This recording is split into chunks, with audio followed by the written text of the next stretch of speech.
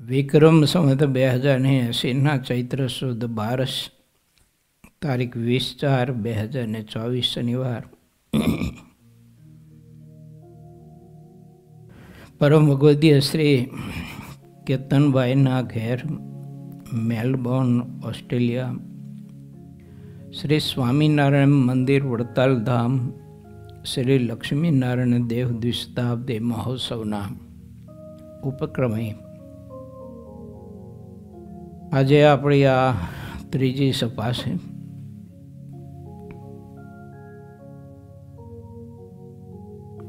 ભગવાન સ્વામિનારાયણે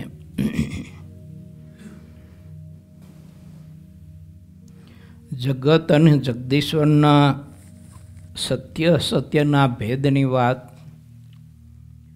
બ્રહ્માનંદ સ્વામીના કીર્તનના માધ્યમથી માનવ સમાજને બતાવવાનો પ્રયાસ કર્યો છે. જે આપણે નજર સામે દેખાઈ રહ્યું છે તે બધી ખોટી કલ્પના અને ઝાંઝવાના નીર જેવું છે. દેખાય છે આપણને, પણ એમાં ખરેખર ભાસ છે, પરંતુ વાસ્તવિકતા નથી. એટલે ભગવાન શ્રી હરિ એમ બતાવે છે કે આવા એક આભાસી સૃષ્ટિના જગતના જે કંઈ પદાર્થો અને સુખ છે એની કરતાં કોટાન કોટી ગણું પરમાત્માના સ્વરૂપનું અને પરમાત્માના ધામનું મહાદિવ્ય અલૌકિક સુખ છે. એટલે ભગવાન શ્રીએ વચનામૃત ગ્રંથમાં બતાવ્યું છે. મહારાજે એવું કહ્યું છે 49મો મધ્યનું, માઇક પદાર્થના ચિંતન કરનારા કોટી કલ્પ સુધી નરક 84ની વિશે ભમતા રહેશે. કારણ કે માઇક પદાર્થની આસક્તિના બંધનો જીવને લાગે છે બહુ ભોગવતી વખતે સારા ને મીઠા, પણ અંતે તે ફળ બહુ જ અતિશય જીવલેણ અને બહુ જ ઝેરીલા એ વિષયોના અને આ જગતના બધા સુખના ફળ છે. એટલે ભગવાન શ્રી હરિ એમ કહે છે કે પરમાત્મા અને પરમાત્માના સંત હરિભક્ત એનો જો દૃઢ આશ્રય સ્વીકાર્યો હોય ને, જીવનમાં માણસે એક ખિલ્લો નક્કી કર્યો હોય ને, તો થોડી પણ સાધના એ ઘણી બધી મોટી પ્રાપ્તિ થાય એવો સત્સંગનો મહાદિવ્ય અલૌકિક ભગવાને આપણને યોગ આપ્યો છે. પણ જીવ શું કરે છે? ઘડીભર આ ખિલ્લો, ઘડીભર આ ખિલ્લો, ઘડીભર આ ખિલ્લો, પણ એક ખિલ્લે જીવ બંધાતો નથી.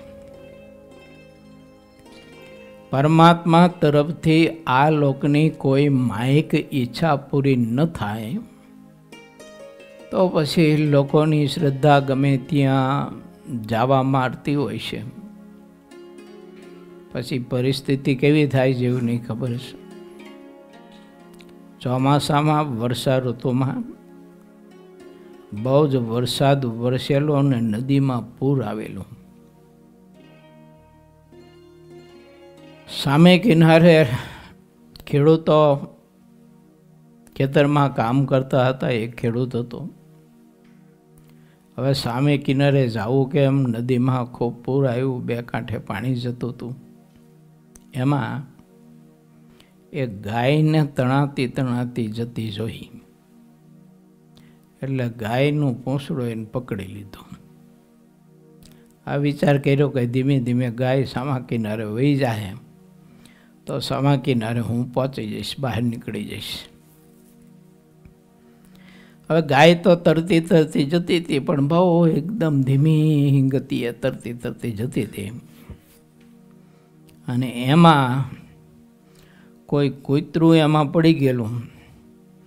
તો એ કૂતરું તરતું તરતું જતું હતું, પણ ગાય કરતાં ઘણી બધી સ્પીડમાં જતું હતું.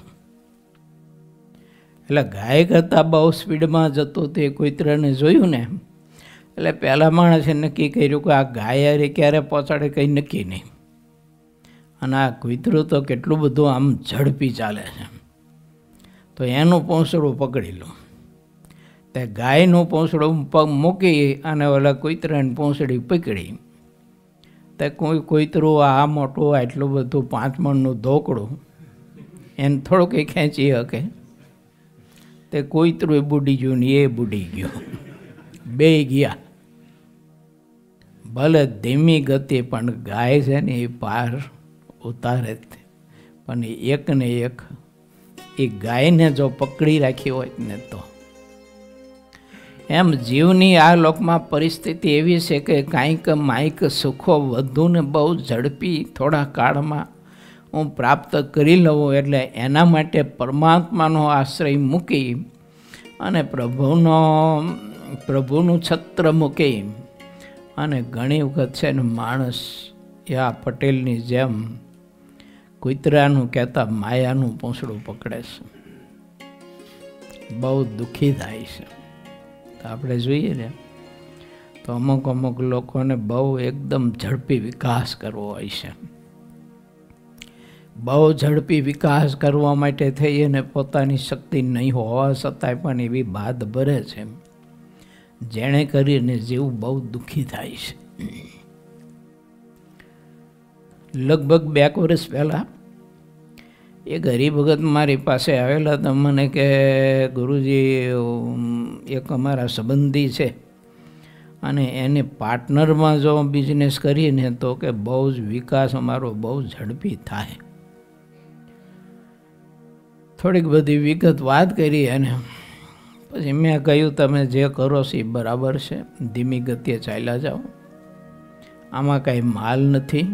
ના કે અમારા બહુ નજીકના સંબંધી છે, માસીનો દીકરો છે. મેં કીધું જે હોય તે કીધું, પણ મને પૂછો છો તો હું ના પાડું છું કે આ પાર્ટનરમાં તમે કરશો નહીં. અને હવે એને ઓલું બધું દેખાતું હોય બહુ ને, ઓલા કપાના લોસાની જેમ બધું. 40 લાખ રૂપિયા સગા એના માસીના દીકરાને આપ્યા. અને ઓલાએ બધી જ ફાઇલ ડોક્યુમેન્ટ બધા જ છે ને એને બતાવ્યા. એટલે આને તો બહુ મોટી આશા બંધાણી, પણ હકીકતમાં ફાઇલ હાવ ખોટી હતી. એમાં એલું કશું જ નહીં. પછી 15-20 દિવસ થયા. ઓલો જ્યારે પૂછે તો બસ કે હવે આમ તો પ્લોટ તો નક્કી છે, આપણે પછી થોડાક દિવસ પછી જોવા જઈને નક્કી કરીને પ્લોટ લઈ લઈએ. અને મશીનરીની બધો ઓર્ડર આપી દીધો છે ચીનમાં. એટલે લગભગ 8-10 મહિનામાં મશીનરી બધી આવી જાય. ત્યાં સુધીમાં પ્લોટ લઈ અને આપણે છેડો ઊભો કરી દઈશું. છેડો ઊભો થઈ જાય એટલે મશીનરી આવી જાય. મશીનરી આવી જાય એટલે 2-3 મહિનામાં બધું આપણું ચાલુ થઈ જાય. ગયા 15 દિવસ થયા, મહિનો થયા, 2 મહિના થયા, 6 મહિના થયા, અને વાયદા આપે રાખ્યા. 3 વર્ષ થઈ ગયા. મારી પાસે આવ્યા, મને કે આવું થયું. મેં કીધું એવું થવાનું હતું એટલે મેં કહ્યું હતું. તમે કહેતા હતા કે મારા માસીનો દીકરો છે, પણ મને શું ખબર કે આવો નીકળશે. મેં કીધું આ થોડુંક ચીભડું છે તો તમે ચીર પાડી ચાખી શકો. મેં તમને કહ્યું હતું, મેં કીધું આ બધું ખોટું છે, તમારી ફાઇલ બાઇલ કશું કંઈ સાચું નથી. 40 લાખ રૂપિયા ગયા. ખેતી કરી મહેનત કરી અને એટલો ભૂકો માન ભેગો થયો હોય એને.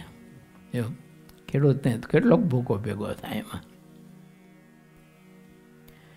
માટે ગાયનું પૂંછડું મૂકીને કૂતરાનું પકડું ને આ તકલીફ થઈ. ડૂબી ગયો બિચારો.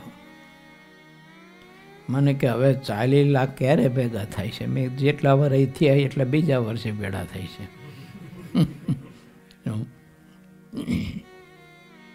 એટલે ભગવાન સ્વામિનારાયણે પરમહંસોના માધ્યમથી આપણને બતાવ્યું છે માયા તે માયા એ સુખરૂપ હજી સુધી કોઈને થઈ નથી અને થશે નહીં. પરંતુ જો ભગવાનનો આશ્રય સ્વીકારે અને એક પરમાત્માના ચરણ જો પકડી રાખે તો માયા એને સુખરૂપ થાય છે, નહીતર માયા દુઃખરૂપ થાય છે. પછી બહુ ઉપાધિ માયા કરે. એટલે આપણે ગઈકાલે ભરતભાઈને ત્યાં શનિવારની શુક્રવારની સભામાં સાંજે શ્રી હરિચરિત્રામૃત ગ્રંથના 17મા તરંગ અને 19મા પૂરના આધારે જગત અને જગદીશ્વરના ભેદ, જગત અને જગદીશ્વરના સુખના ભેદ અને એમાં સત્ય અને અસત્યના ભેદ, એમાં સુખ અને દુઃખના ભેદ સમજવા માટેનો થોડોક આપણે પ્રારંભ કર્યો હતો. અને બ્રહ્માનંદ સ્વામીની કૃતિથી આપણે સમજવા માટે પ્રયાસ કર્યો હતો. સ્વામીએ એવું કહ્યું કે બીજું બધું ક્ષણ ભંગુર કાચું ખોટું છે. એક પરબ્રહ્મ પરમાત્માના સ્વરૂપની વિશે જો આત્મા પ્રીતિ કરે ને પ્રભુને જો પકડી રાખે ને, સુખ દુઃખમાં, સફળતા નિષ્ફળતામાં, માન અપમાનમાં, ચાહે તે કોઈ પરિસ્થિતિ હોય, પણ એ પરિસ્થિતિમાં જો પરમાત્માનો આશ્રય રાખે તો અમદાવાદની પ્રત અને જેતલપુરનું 5મું વજ્રામત. મહારાજ કે અમે કહ્યું તેમ જો તમે રહેશો અને અમે કહ્યું તેમ કરશો તો અમારા દિવ્ય અક્ષરધામના સુખને અમે તમને પમાડીશું. અને અમે કહ્યું તેમ જો નહીં કરો અને મનમાયની જો તમે જિંદગી જીવીશો તો મહારાજ કે અમારે તમારે કંઈ લેવા દેવા નથી. અને અમે કહ્યું તેમ જો કરશો તો મહારાજ કે ગમે તેવું ભારે દુઃખ આવી પડશે અને 7 દક્કાળે જેવા કષ્ટ આવી પડશે તો પણ મહારાજ કે રક્ષા ના કરનારા અમે છીએ. પણ પરમાત્માનું વચન આપણને મનાવવું જોઈએ. પુંજાજીભાઈ અને કાકાજીભાઈ મેથાણ ગામના ખરેખર ભગવાનના ભક્ત. પણ ઘણી વખત ભક્તો એવું થાય કે ભગવાનની ભક્તિ કરતા હોય, ભગવાનમાં સ્નેહ હોય, પણ સાધારણ હોય છે, અસાધારણ પ્રીતિ આપણે કરી શક્યા નથી હોતા. એટલે કાંઈક પરિસ્થિતિ જીવનમાં કાકાજી ભાઈને પુંજાજીભાઈને થઈને એવી થતી હોય છે. ગઢપુર દર્શન કરવા માટે ગયા. મહારાજે આજ્ઞા કરી. મહારાજ કે તમને બંનેને અમારી આજ્ઞા છે કે અહીંથી વહેલા મેથાણ તમે પરત પાછા જાઓ. ઘરમાં જેટલા ઘોડા હોય, બળદ હોય, ગાડા, સાતી જે કંઈ હોય તે બધું જ વેચી અને એમાંથી જે પૈસા આવે એનું અનાજ ખરીદીને સંગ્રહ કરજો. મહારાજ કે બહુ જ ભયંકર દુષ્કાળ પડશે તો લોકો પોતાને ત્યાં નવજાત શિશુને પણ કાપીને ખાઈ જાય છે. એટલો ભયંકર દુષ્કાળ પડશે. માટે અમારી તમને આજ્ઞા છે. બને કહ્યું કે ભલે મહારાજ તમારી આજ્ઞા છે એમ કરીશું. મહારાજના દર્શન કરી અને પછી મેથાણ જવા માટે નીકળ્યા. રસ્તામાં લીમલી ગામ આવે છે મૂડીની બાજુમાં. એ લીમલી ગામમાં એમના મિત્ર રહેતા હતા મૂળજી શેઠ. વિચાર આવ્યો કે મહેસાણાથી બહુ દૂર છે, રાત્રે પડી જાય છે, સાંજ થયો, સૂર્યાસ્ત થયું, અંધારું થયું છે, એટલે આવતીકાલે સવારે વહેલા પછી ત્યાંથી નીકળીશું, એટલે મૂળજી શેઠને ઘેર રાત્રિવાસો રોકાઈ જઈએ. અને બહુ ખરેખર આ જીગરી ગાઢ મિત્રો હતા. મૂળજી શેઠને ઘેર ગયા. શેઠ ખાટલા ઉપર બેઠા હતા, હાથમાં માળા લઈ અને માળા જપતા હતા. અને આ બંને ભાઈઓને આવતા જોઈએ એટલે મૂળજી શેઠ તો એકદમ હફાળા ઊભા થઈ અને સ્વાગત કર્યું. કહો પધારો પધારો ભક્તરાજ, તમારા જેવા ખાસ ભગવાનના ભક્તને મારા મિત્ર આજે કેટલા દિવસે તમે આવ્યા. સ્વાગત કર્યું, પાણી પાયા, શરબત પાયા, ભોજન કરાવ્યા. ખાટલા ઉપર બેઠા બેઠા પછી એકાદા બીજા જ્ઞાન ગોષ્ઠી ઉપર ઉતર્યા. અને જ્ઞાન ગોષ્ઠી કરતાં કરતાં કરતાં મૂળજી શેઠે પૂછ્યું કે હે મિત્ર, તમે અત્યારે બંને આ રાત્રિના સમયે કઈ બાજુથી આવ્યા? તો કે ગઢપુરી ગયા હતા મહારાજના દર્શન કરવા માટે. મહારાજે તમને જય નારાયણ કીધા છે. મૂળજી શેઠ કે ભગવાન અક્ષરધામના અધિપતિ પુરુષોત્તમ નારાયણ મારા જેવા અલ્પજીવને પણ યાદ કરતા હોય તો મારું કેવું મોટું પરમ ભાગ્ય કહેવાય. આટલું જ મહાત્મા સમજતા હતા. વાત વાતમાં તે પછી કાકાજીભાઈ ને પુંજાજીભાઈએ વાત કરી કે મહારાજે અમને આવી આજ્ઞા કરી છે કે બળદ, ગાયો, ભેંસો, ઘોડા, સાતી, ગાડા, જે કંઈ તમારે ઘરમાં આભૂષણો હોય સોના ચાંદીના, આ બધું વેચી દઈ અને એમાંથી અનાજ લઈને અનાજનો સંગ્રહ કરજો. આવી આજ્ઞા અમને કરી છે શેઠજી, શું કરવું કે? આટલી પ્રીતિમાં ખામી. મૂળજી શેઠને પૂછે છે કે શું કરવું અમારે? લોયાનું ત્રીજું વચનમાં તો એમ કહે છે કે મહાત્મ્ય જ્ઞાન સહિત નિશ્ચય હોય તો મહારાજ કે ભગવાનને અર્થે ને સંતને અર્થે કહેતા એના વચને શું કરે શું ન થાય. એમાં 21-22 જેવા મુક્તોના ઇતિહાસોના પ્રસંગો મહારાજે બતાવ્યા છે. વચનામૃતનો વિસ્તાર બહુ મોટો થઈ જવાના સંદર્ભે ઇતર ગ્રંથમાં વિસ્તારથી બધાના નામને ઇતિહાસો લખાયા છે. ત્રીજા વચનામૃતમાં કેવળ નામ નિર્દેશ બતાવ્યા છે કે ભગવાનના સ્વરૂપની વિશે જેને મહાત્મ્ય જ્ઞાને સહિત નિશ્ચયને એવી પ્રીતિ હતી તો પરમાત્માના વચને મહાપુરુષે કેવું કેવું બધું યોગદાન કર્યું છે.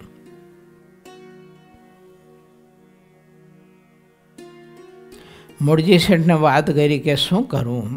ત્યારે મૂળજી શેઠ કે જો મહારાજ ભગવાન કહેવાય અને એમાંય પ્રભુ અત્યારે સંતના વેશમાં છે પ્રભુ, એટલે આપણા ગ્રસ્તના વ્યવહારની ભગવાને કાંઈ ખબર ન હોય. એટલે સહેજે ભગવાને વાત કરી હોય ને આજ્ઞા કરી હોય તમને, પણ માનો કે અત્યારે આ જેઠ મહિનો તો બેસવા આવ્યો છે, વદ પક્ષમાં તો વરસાદ થતો હોય તો વરસાદ થશે, તમે ગાડો, હાથી, બળદ બધું વેચી દઈશો તો ખેતી છે નથી કરશો? કાકાજી પુંજાજીભાઈને વિચાર આવ્યો કે વાત શેઠની સાચી છે કે વરસાદ થશે તો ખેતી છે નથી કરવી. મૂળજી શેઠની વાત મનાણી અને મહારાજની વાત ઉડી ગઈ. ઘેર ગયા,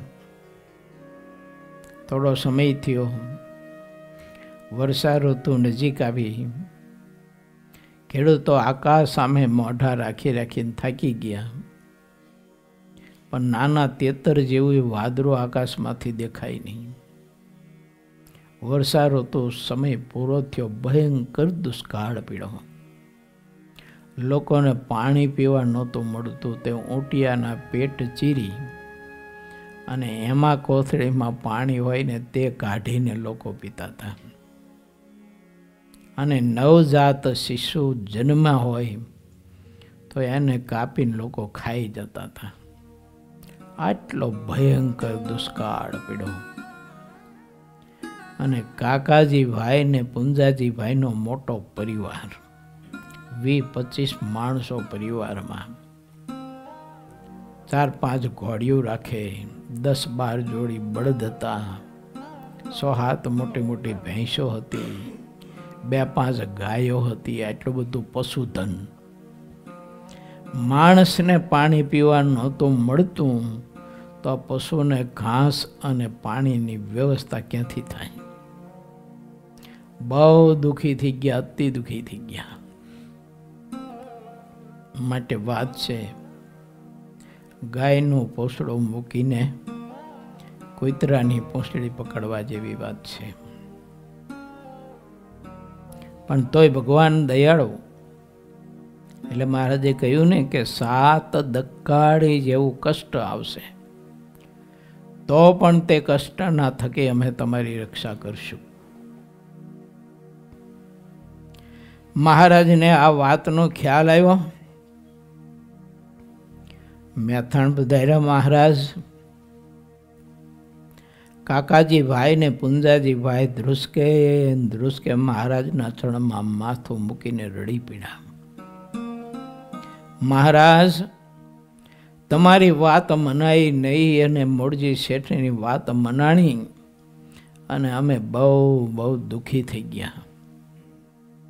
મહારાજ કે સારું, જે હોય તે સમયનું કામ કરતો હોય છે. લો, હું તમને પત્ર લખી આપું અને 5-6 ગાડા લઈને તમે જેતલપુર ભાઈ રામદાસજી પાસે જાઓ.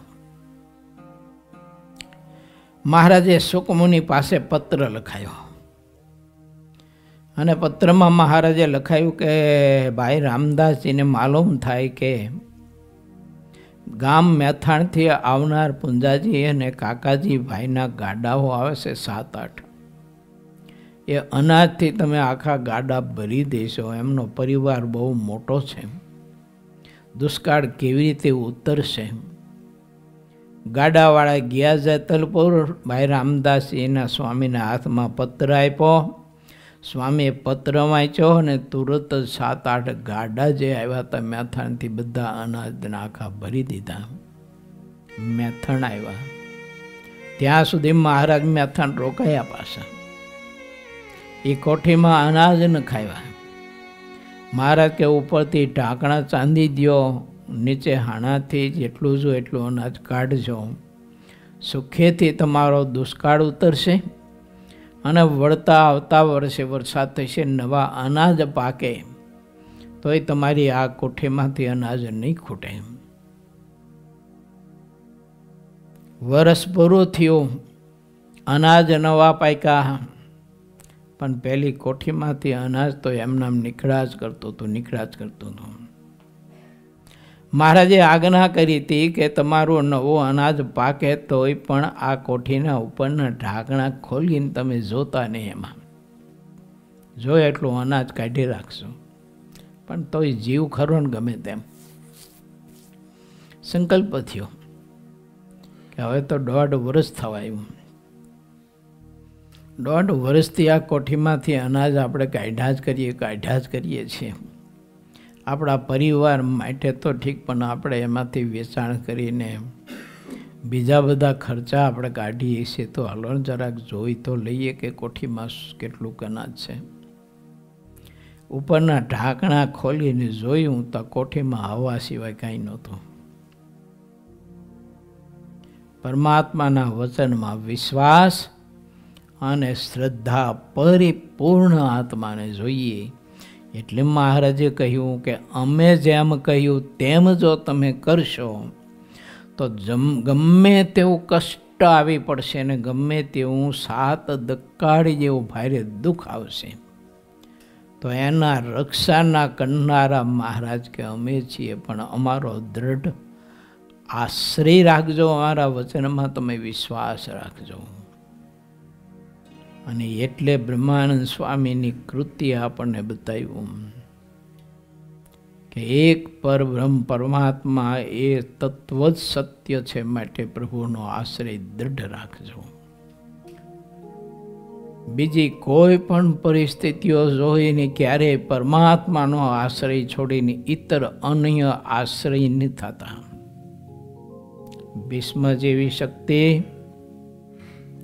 એવો મહારથી પુરુષ, માં ગંગા પાસેથી વિદ્યા પ્રાપ્ત કરેલો પુરુષ, શક્તિ પ્રાપ્ત કરેલી પુરુષ, આખી ધરતીને ધ્રુજાવી શકે એવો તાકાતવાળો પુરુષ, પણ જો પરમાત્માનો આશ્રય ન સ્વીકારી શક્યા અને પરમાત્માના ચરણમાં પોતાનું શીશ ન ઝુકાવી શક્યા, તો મહાભારતનો ઇતિહાસ એમ કહે છે કે એક દિવસે બાણની સૈયા ઉપર ભીષ્મ જેવી શક્તિ પણ ઢળી ગઈ હતી.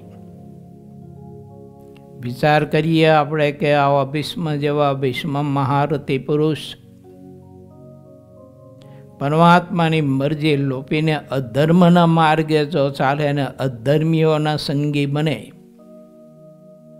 તો આવી શક્તિ પણ ધરતી ઉપર બાણ સૈયા ઉપર ઢળી પડતી હોય તો સાધારણ અને સામાન્ય અને નિર્બળ માણસ હોય કે જેને નહીં જેવી ચીજ વસ્તુ પદાર્થ પણ માણસને મૃત્યુની વેદિકા ઉપર હોવડાવી દેશે, આવો નિર્બળ માણસ હોય તો એ માણસની દિશા શું થાય?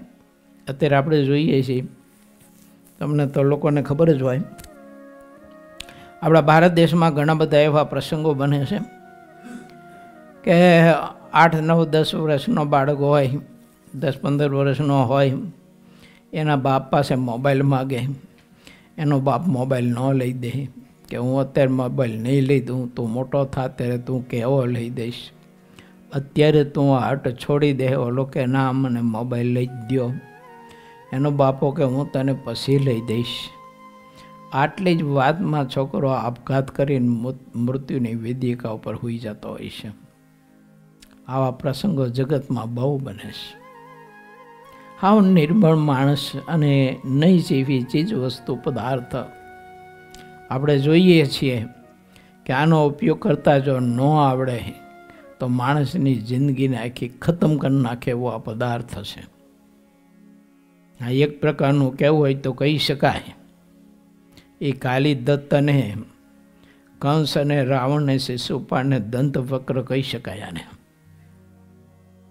અને માણસની જિંદગીને ખતમ કરી નાખે જો ઉપયોગ કરતા ન આવડે તો, અને ઉપયોગ કરતા આવડે તો ઘણું બધું સારું પણ કમાવી દે. વાત એ કહેવાની છે કે આવા સબળ પુરુષો જે હતા, સમર્થ પુરુષો હતા, એને જો માયાનો આશ્રય સ્વીકાર્યો અને માયામાં બદ્ધતાને માયામાં જોડાયેલા જીવનો જો આશ્રય સ્વીકાર્યો અને એના સંગી બન્યા, તો બાણ સૈયા ઉપર એને પણ ઢળી પડવું પડ્યું ને કારમી વેદના કષ્ટદાયક 6 મહિના સુધી ભોગવવી પડી. જો કંઈ સમર્થ હતા, મૃત્યુ આવી ગયું હતું, બાણ સૈયાની એ સૈયા ઉપર ઢળી પડ્યા ત્યારે જ મૃત્યુ આવીને સામે ઊભું હતું, તો એ મૃત્યુને 6 મહિના સુધી એને અટકાવ્યું. આટલા તો સમર્થ પુરુષ, મૃત્યુને પણ અટકાવી શકે એવા પુરુષ. પણ ભગવાનનો આશ્રય ન સ્વીકારી શક્યા અને 6 મહિના સુધી મૃત્યુ અટકાવી અને પછી 6 મહિના પછી ઉત્તરાયણના પર્વના દિવસે પોતાનું શરીર એને છોડ્યું. આપણે સૌ કોઈને આ બધા ઇતિહાસો એ પવિત્ર સંદેશો આપે છે કે તમે ગમે તેટલા ચાહે એટલા સમર્થ હોય, પણ ભીષ્મ જેવા તો નહીં ને આપણે, એના જેવું તો જ્ઞાન નહીં ને, એને તો શાસ્ત્ર માત્રનું બધું જ્ઞાન હતું. જેની મા ગંગાદેવી હતી એની પાસેથી ધનુર્વિદ્યા અને અનેક પ્રકારની શસ્ત્ર વિદ્યાઓ પ્રાપ્ત કરી અને ભીષ્મ પિતામહ તે શસ્ત્ર વિદ્યામાં એટલા બધા પારંગત હતા પણ ભગવાનનો આશ્રય મૂકીને દુર્યોધના દીક જેવા અધર્મીઓના પક્ષે ભળીને એને અધર્મનો આશ્રય સ્વીકાર્યો તો આવી બધી શક્તિઓ પણ ઢળી પડી એક દિવસે, તો સાધારણ માણસની પરિસ્થિતિ શું સર્જાય? અને એટલે બ્રહ્માનંદ સ્વામીની કૃતિ આપણને કહે છે કે રે સૌ સાથે પ્રીતિ ટાળી રે ભાગ્યો મન મિથ્યા ભાળી છેવરવા જેવા એક વન માળી છેવરવા જેવા એક વન માળી રે સગપણ હરિવરનું સાચું બીજું સર્વે ક્ષણભંગુર કાચું સગપણ હરિવરનું સાચું રે સગપણ હરિવરનું સાચું.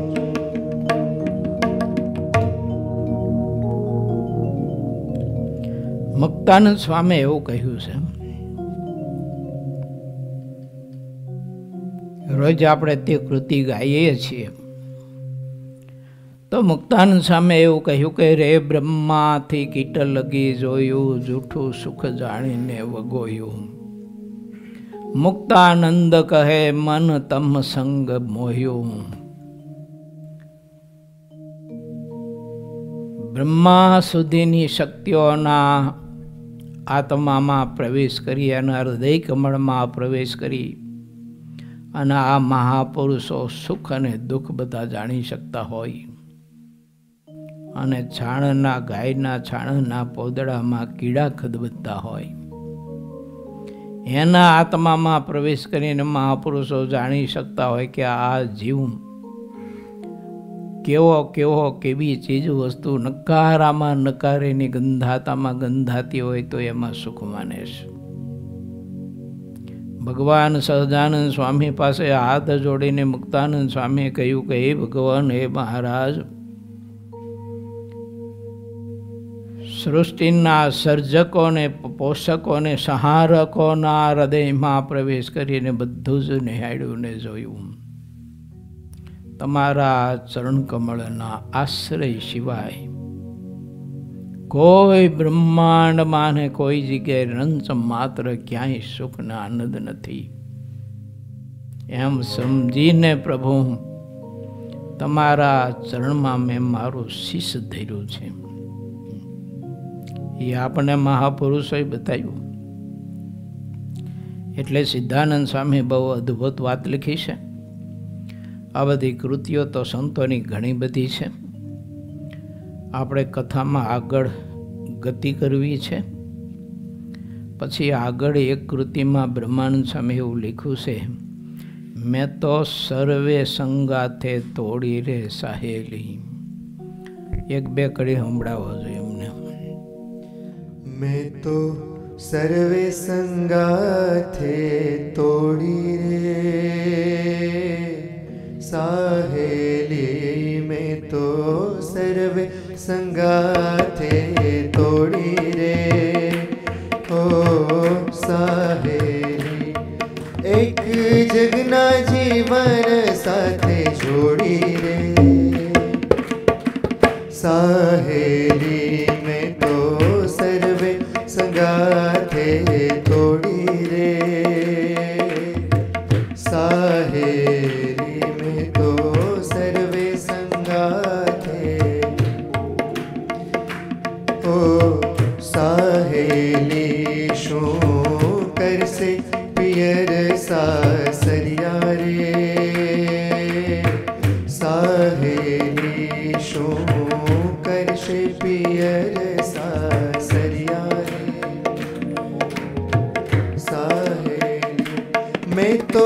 સમજીને પગલા, મેં તો સમજીને પગલા, સમજીને પગલા ભર્યા રે સાહેલી, મેં તો સર્વે સંગાથે તોડી રે સાહેલી, મેં તો સર્વે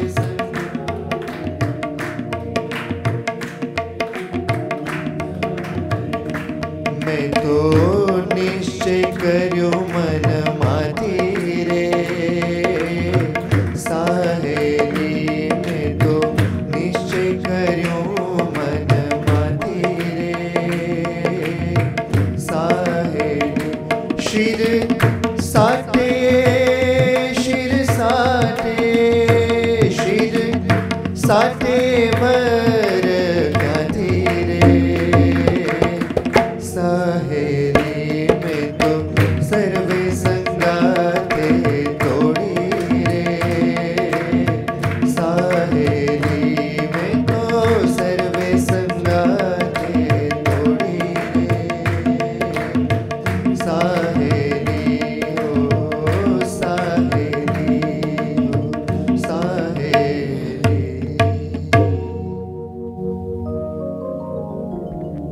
જગત, દેહ, વિષયો, માયાના કોઈ પણ કારણો કે જેમાં જીવ સુખ માનીને બેઠો છે એને બ્રહ્માનંદ સ્વામી એમ કહે છે કે બધું જ ખોટું કરી અને હે નારાયણ, હે પ્રભુ, હે મારા નાવલ્યા નાથ, તમારા ચરણમાં મેં મારું શીશ ઝુકાવી અને તમને એકને જ મારો આધાર માન્યો છે, મારા સુખનો આધાર માન્યો છે.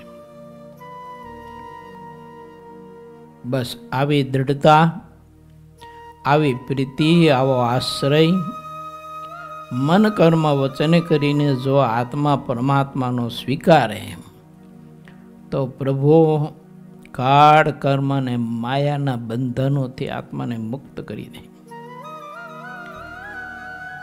બ્રહ્માનંદ સ્વામીના 12 પદો સંતોએ ગાયા. પછી શ્રીહરિ સંતોની સાથે અત્યંત ઉમંગ વેરા તે કીર્તનો ગાતા હતા અને કીર્તનના ભાવ પ્રમાણે હાથના લટકા કરતા હતા. શ્રીહરિ જ્યારે રસ્તામાં ચાલ્યા આવતા હતા ત્યારે માર્ગની બાજુમાં વાવેલા ખેતરમાં કેટલાક સંતો અને હરિભક્તો ચાલ્યા હતા. તેની સામે જોઈને શ્રીહરિએ તેમને ઓળખી રાખ્યા હતા. વડતાલથી બામરોલી ગામ બાજુમાં છે, 2-2.5 કિલોમીટરનું અંતર નહીં હોય પૂરું. જ્યારે મહારાજ ત્યાંથી નીકળ્યા બામરોલીથી વડતાલ જવા માટે, ત્યારે મહારાજે બધા સંત હરિભક્તોને ભલામણ કરી હતી, જોજો મહારાજ કે કોઈ અમારા બાંધેલા વર્તમાન ચૂકતા નહીં. જે વાવેલા ખેતરમાં ચાલ્યા હરિભક્તો અને સંતો એ બધા એકી સાથે બોલી ઉઠ્યા હતા કે હવે અહીંથી 2 કિલોમીટરનું અંતર કાપવાનું. મહારાજે પણ ખોટી લેપું કરે કે શું અમે માગના લોપાના હતા. નીકળ્યા અને વાવેલા ખેતરના સોંસરા બધા ચાલ્યા. મહારાજની વાત ન ગમી. કેમ? તો જેના ખેતરમાં વાવેલું હતું એમાં ચાલ્યા, એમાં નુકસાન કેટલું જાય. મહારાજે બધાને ખ્યાલમાં રાખ્યા. અમે લખ્યું ને કે તેની સામે જોઈને શ્રી હરિએ તેમને ઓળખી રાખ્યા, એટલે ખ્યાલમાં રાખ્યા કે આટલા આટલા સાધુ ને આટલા આટલા હરિભક્તો અમારી આજ્ઞા લોપી અને ખેડૂતના વાવેલા ખેતરની સોંસરા ચાલ્યા છે. પછી સભામાં આવીને શ્રી હરિએ કહ્યું, બોલો જેવો વાવેલા ખેતરમાં ચાલ્યા હોય તે બધા જ ઊભા થાવ. 2-3 વખત મહારાજે આવી રીતે કહ્યું, ઊભા થાવ, જેને અમારી આજ્ઞા લોપી અને વાવેલા ખેતરમાં જે સાધુ ચાલ્યા હોય ને હરિભગત ચાલ્યા, બધા ઊભા થાવ. છતાં જ્યારે કોઈ ઊભા ન થયા ત્યારે શ્રીહરિએ કહ્યું, અમે તેને ઓળખી રાખ્યા છે. અમે કહ્યું છતાં જે ઊભા ન થયા તે હવે ચોર ઠર્યા છે. જે સભામાં ઊભા ન રહ્યા તેને હવે પંક્તિમાંથી બહાર કરવા છે. જો કે મહારાજના વખતમાં આ બધા સંત હરિભક્તોની નિષ્ઠા અને સમર્પણને સમજણ એવા હતા, એટલે મહારાજને મોટા પુરુષને આ બધા સહન કરતા. અને આપણે બધા મોડા જન્માસીની ભાગશાળી છે. તો એ વખતે જો હોત તો સત્સંગમાં આપણે એક હાલત નહીં, કારણ કોતરાભર એવી કંઠ્યું પાછી આવત. કારણ કે મહારાજને મોટા પરમહંસો છે ને, એ ધર્મ, નિયમ, આજ્ઞા, ઉપાસનામાં બહુ જ અતિ ચુસ્ત અને કડક હતા. બહુ જરાય પણ બાંધછોડ ચાલવા દેતા નહીં, બિલકુલ બાંધછોડ ન ચાલવા દે. મહારાજે સભા કરી, બધાને પૂછા કરી, કોઈ બોલ્યું નહીં. તે સમયે કૃષ્ણદાસ નામે એક સાધુ ઊભા થયા. ત્યારે શ્રીહરિએ કહ્યું, જે ઊભા થયા તેનો ગુનો અમે માફ કરીએ છીએ. બીજા જેટલા ખેતરમાં ચાલ્યા છે તે બધા ગુનેગાર રહ્યા છે. આટલી વાત જ્યારે શ્રીહરિ કરી રહ્યા તે વખતે રસોઈ તૈયાર થઈ ગઈ હતી. શ્રીહરિ ગામમાં આવ્યા અને થાળ જમ્યા, પછી સંતો પણ જમ્યા. જ્યારે દિવસ પાછલી 4 ઘડી રહ્યો ત્યારે શ્રીહરિ સંતોને રહેવાની જાયગામાં મહારાજ પોતે પધાર્યા. શ્રીહરિએ જગ્યામાં આવીને સભા કરી, પોતે પાટ ઉપર બેઠા. શ્રીહરિ પશ્ચિમ મુખે બેઠા અને બધા સંતો પૂર્વ મુખે બેઠા. પછી ઘણા હેતથી ગરબી રાગના પદો ગૌરાવ્યા, આરતી તથા ધૂન કરી રહ્યા. ત્યારે જે સંતો હતા તેમણે જય જયકારનો એવો શબ્દનો ધ્વનિ ઉચ્ચાર્યો કે જેનાથી આખું આકાશ બધું જયનાથથી ગુંજી ગયું. સંતને સમાન બીજું કોઈ નથી, એમ શ્રીહરિ સભામાં પછી મહાત્મ્યની વાત કરે છે. પછી શ્રીહરિએ સંતો આગળ વાત કરી કે સંતોના જેવી બીજી કોઈ વાત નથી, તે વાત ચોક્કસ છે. સાધુતાનો ગુણ સર્વોપરી ગુણ છે, પણ જે તુચ્છ બુદ્ધિના છે તેને તે ગુણ શીખવા ઘણા કઠણ પડે છે. સંત થઈને પણ જે રાત દિવસ માયિક પદાર્થને માટે મનમાં નિત્ય ક્ષોભ પામતા રહે છે, જે ભગવાનના સમાન બીજું કોઈ સુખ નથી તેમ સમજતા નથી, તેવા લોકો માયિક સુખથી સુખી થવા ચાહે છે. પરંતુ તે સુખ કેવું છે? તો કે આકાશને લાંબી જીભ કરીને 100 વર્ષ સુધી ચાટ્યા કરે તો એ ખારો ખાટો હવા દે, એમાં કોઈ દિવસ ન આવે. એ માયિક સુખ માત્ર બધા એવા છે. માટે ભગવાન શ્રીહરિ એમ કહે છે કે હે સંતો, તમે સાધુતા શીખજો ને સાધુતાને તમે મહત્વ આપજો. તમે બીજાના વાવેલા ખેતરમાં ચાલ્યા એ તમારી સાધુતા નથી. બીજાને નુકસાન પહોંચાડવું એ તમારો ધર્મ નથી. બીજાને અડચણરૂપ થવું, દુઃખરૂપ થવું એ તમારો ધર્મ નથી. મહારાજ કે તમારે બીજાને મદદરૂપ થવું પડે, બીજાને સુખરૂપ થવું પડે, એ તમારી સાધુતા છે. એટલે મહારાજ સાચા સંતના એ લક્ષણ બતાવે છે. જેટલા આવા સંતો છે તેઓ સંતને માર્ગે ચાલે છે, ત્યારે તેમાં સંતોને માર્ગે ચાલતા ચાલતા ધીરે ધીરે તે સંતોના મોક્ષભ્ય ઇત્યાદિ અપાર શુભ ગુણ આવે છે. જેઓ શુભ માર્ગે ચાલ્યા હોય છે તેમાં ગુણ આવે છે, પણ માર્ગે ચાલતા નથી તેમાં શુભ ગુણ ક્યારેય પણ આવતા નથી.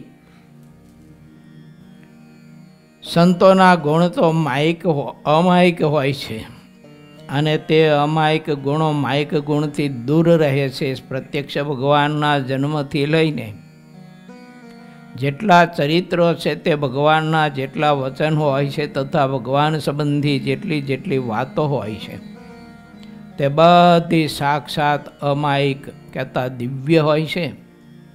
તે બધી બાબતમાં અપાર સુખ રહેલું છે તેમ સમજીને તેમાં પોતાના મનને પોરવી દે અને તેના સિવાયના બીજા જેટલા સુખ હોય છે તેમાં અપાર દુઃખ માનતા રહે તે સાચા સંત છે.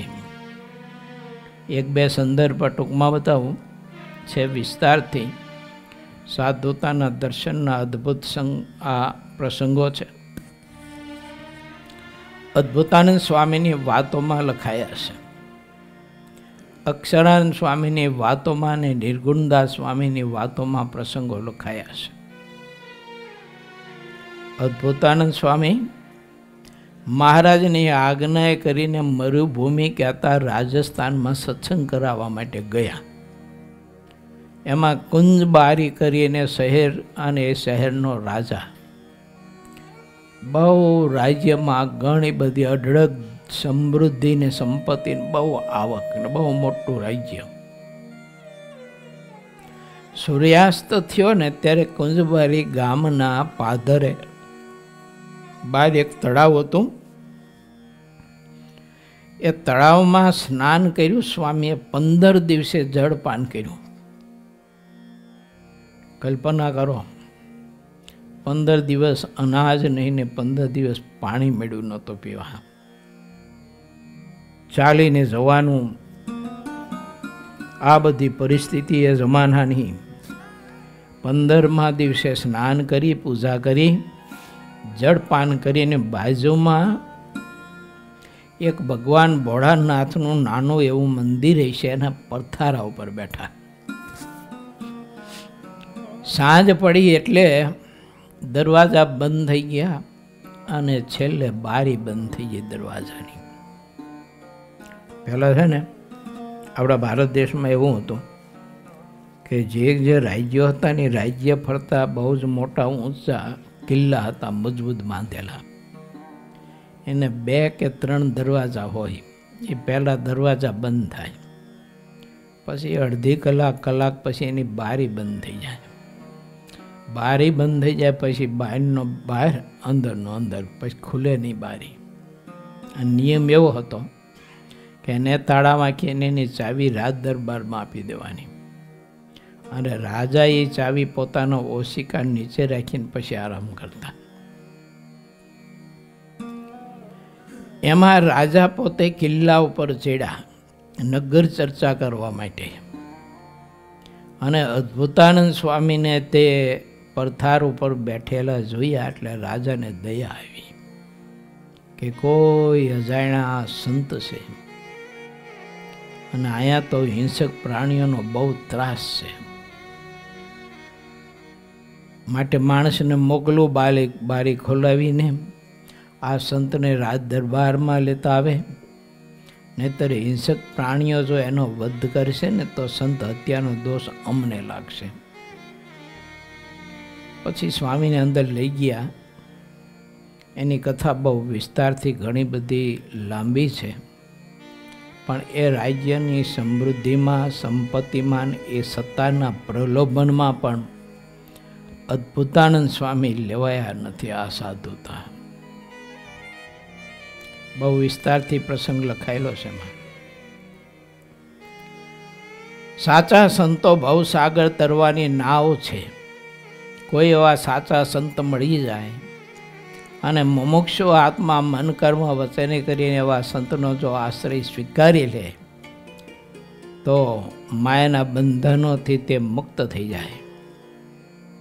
એટલે સ્વામી અહીં લખે છે, જેનું વર્તન નિશ્ચિતપણે નિષ્કપટને નિર્મત્સર અને નિર્દંભ હોય, એવા જે ભગવાનના સંબંધ વિનાના જેટલા સુખને જમપુરીના જેવા માનતા રહે, એવા જેટલા સાચા સંતો છે તેઓ તો સંસારરૂપી સાગર તરવાની નાવ છે. તેવા સંતરૂપી નાવમાં વિશ્વાસ રાખીને જે લોકો બેસે છે, તેઓ સંતરૂપી નાવના પ્રતાપે કરીને જેટલું પાપ હોય છે તેનાથી તત્કાળ છૂટી જાય છે. શ્રીહરિએ આવી તો ઘણી બધી વાતો કરી, અહીંયા તો દિશ માત્ર જ બતાવી છે. પછી બીજે દિવસે સવારમાં સભા કરવા માટેની જગ્યા જોવા માટે શ્રીહરિ પ્રેમથી ચાલ્યા.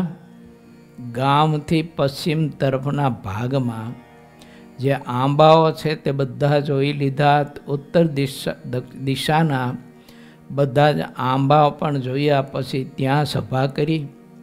શ્રીહરિનો વિવેકી સ્વભાવ. બામરોલી ગામના રસ્તા ઉપર જે ખેતર હતું તે પગીનું હતું.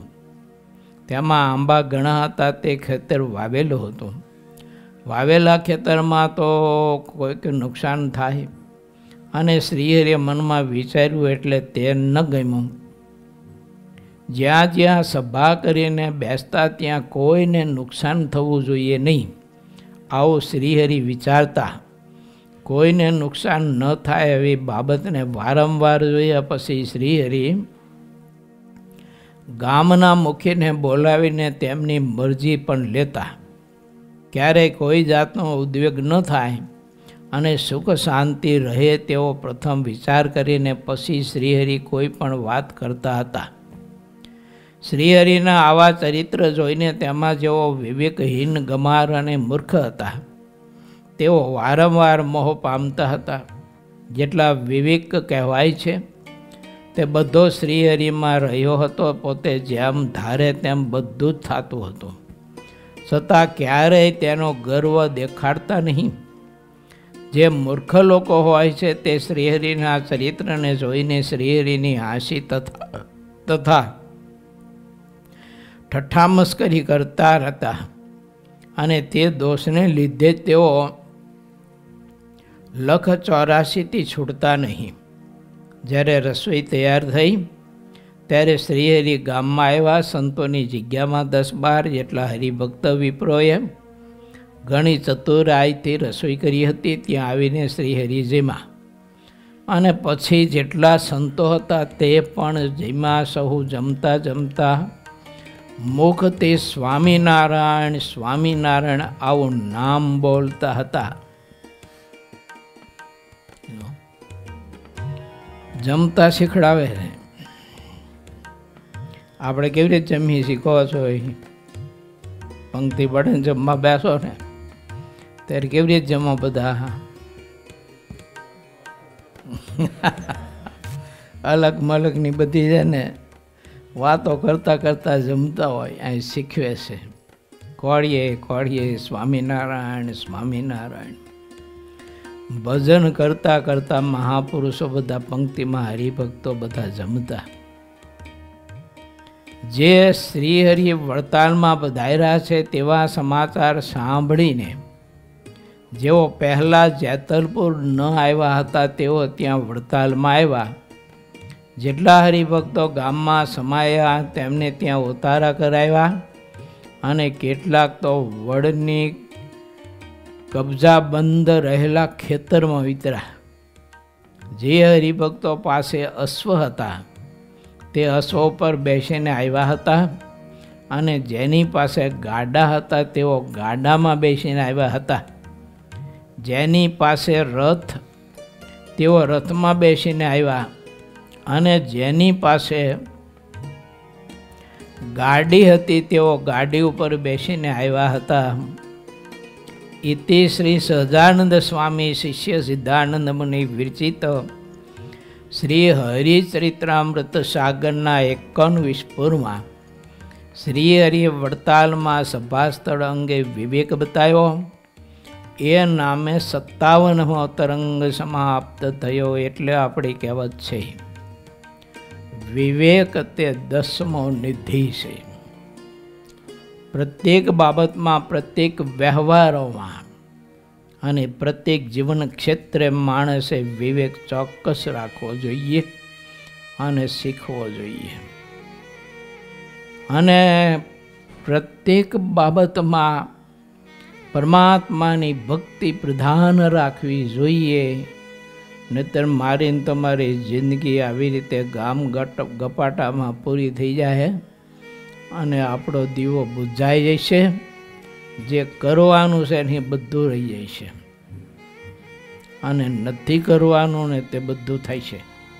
જો આવા બધા દ્રષ્ટાંતો અક્ષરાનંદ સ્વામી પોતાની વાતોમાં પાછ તમે સાંભળ્યા તો હશે જ ને. એટલે પટેલનો દાખલો આપ્યો, ખબર? એક પટેલ હતા, નાના ગામડામાં રહેતા, તે બાજુમાં મોટું ગામ હતું. તે ત્યાં હટાણું કરવા જતા હતા. ગામના લોકોને ખબર પડી કે પટેલ અહીં હટાણું કરવા જાય છે.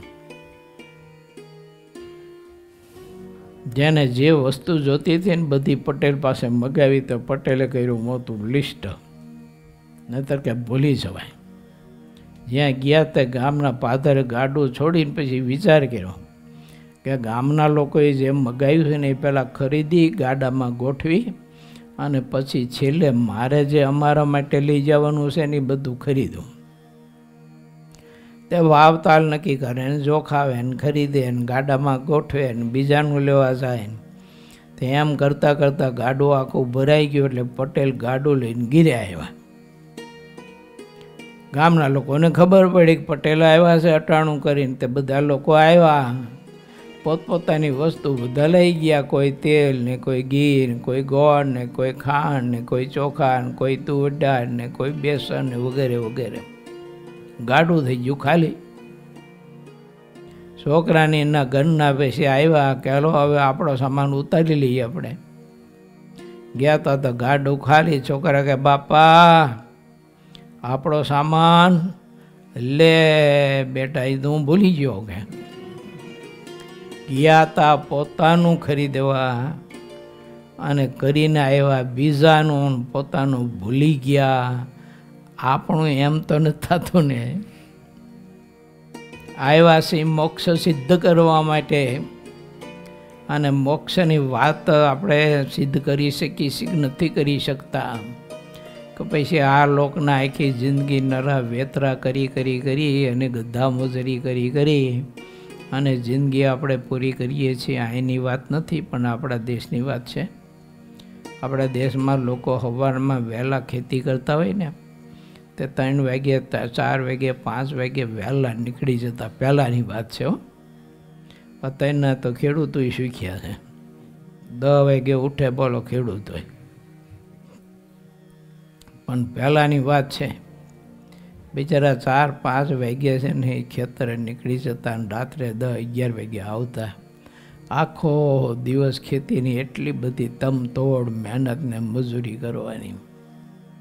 એ મજૂરીને મહેનત કરી કરી કરી કરીને બિચારે આખી જિંદગી પૂરી કરી નાખી. પણ જીવના કલ્યાણ કરવા માટેનું કોઈ સાધન ન કરવા રહ્યા, કરી ન શીખ્યા. એટલે ઠાકુરજીએ આપણને બહુ શ્રેષ્ઠ અવસર આપ્યો છે વાલા ભક્તો. માટે ક્રિયામાં ભજન કરવાનો ખટકો રાખજો, અંગ બાંધજો. કાર ચલાવતા ચલાવતા શું કામ હોય? જોબ ઉપર જતા હોય, અડધી કલાકનો, 20 મિનિટનો, 10 મિનિટનો, કલાકનો રસ્તો હોય તો 1 કલાક જતા ને 1 કલાક આવતા સ્વામિનારાયણ સ્વામિનારાયણ મંત્ર જપ કરીએ તો આખા દિવસનો 10-15 હજાર મંત્ર જપ તો સહેજે થાય. પણ ખટકો રાખીને જો કરીએ તો થાય. આપણા વડવાઓ છે ને બહુ ભજન કરતા, ભજનાનંદી મહાપુરુષો હતા. માટે વાલા ભક્તો, ભગવાન શ્રી હરિએ સત્સંગ વિચરણના આ પોતાના યાત્રાના માધ્યમથી આપણને સૌ કોઈને આવા સદવિચારો આપ્યા છે. આજના 57માં તરંગમાં 3 બાબત અતિ મહત્વની આવી સ્વીકારવા જેવી. 1, ભગવાન સિવાય બધું જ ખોટું છે. બીજી બાબત, પરમાત્મામાં પ્રીતિ કરવી એવી અસાધારણ પ્રીતિ કરવી. અને ત્રીજી બાબત આવી વિવેક શીખજો. આપણાથી કોઈને નુકસાન ન જવું જોઈએ, આપણાથી કોઈ દુઃખી ન થવો જોઈએ, આપણાથી કોઈને પીડા ન થવી જોઈએ. બોલવામાં, ચાલવામાં, ખાવામાં, પીવામાં, વ્યવહારમાં, બીજે ત્રીજે બધે છે ને માણસે ખૂબ જ વિવેક શીખવો જોઈએ. અને એટલે લખ્યું છે કે વિવેક છે ને 10મો નિધિ છે. 3 બાબત 57માં તરંગમાં મુખ્ય સિદ્ધાનંદ સ્વામી આપણે બતાવી છે. તો વડતાલમાં બિરાજતા હરિકૃષ્ણ મહારાજ, અમદાવાદમાં બિરાજતા હરિકૃષ્ણ મહારાજ નરનારાયણ દેવ અને લક્ષ્મીનારાયણ દેવના ચરણમાં એવી પ્રાર્થના કરું કે આપ સમગ્ર ભક્તજનોને, ભાઈઓ બધાને ભગવાન શ્રી હરિ પોતાના વિચરણના માધ્યમથી વડતાલમાં આ 3 બાબતના સદવિચારો છે આપણને આપ્યા છે તે દ્રઢ કરવા માટેનું મહારાજ પરિબળ આપે એવી પ્રભુના ચરણમાં પ્રાર્થનાની સાથે ભાવથી બધા ભક્તજનોને જય સ્વામિનારાયણ.